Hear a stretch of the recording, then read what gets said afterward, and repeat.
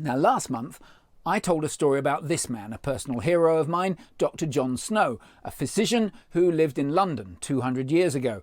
I encourage you all to be more like John, because the scientific diligence, preparedness to act, and sheer unadulterated courage that he showed was crucial to helping humankind understand how cholera is spread.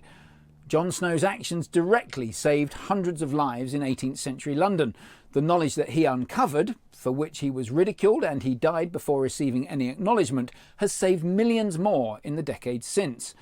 I told John Snow's story because I believe we need an army of people like him if we are to successfully address the climate crisis. That crisis is arguably best encapsulated in this graph. It shows the unrelenting increase in atmospheric carbon over the past 60 years. Last month I suggested that we needed people who have John Snow's resolve, his diligence, his courage to take action, even when criticised and ridiculed. Now, thank you to everyone who commented on last month's broadcast. It threw up the question of whether a modern-day John Snow is even possible. Surely nothing of the magnitude like what he experienced could befall us in today's modern water sector.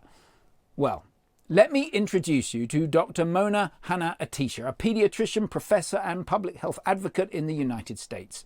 It was Mona who exposed the catastrophic Flint water crisis in Michigan in 2015. It was her research that identified that local children had increased levels of lead in their blood and that the source was the local water supply.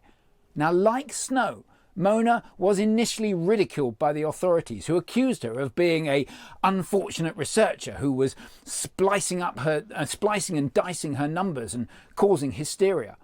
Now, fortunately for the residents of Flint, her work was eventually recognised and the state responded with an apology and funding to address the crisis. Now, like Snow, Mona Hanna-Attisha could have kept quiet. She could have just published her findings and sat back. She could have backed down when she was ridiculed. She didn't, and the world's a better place for it.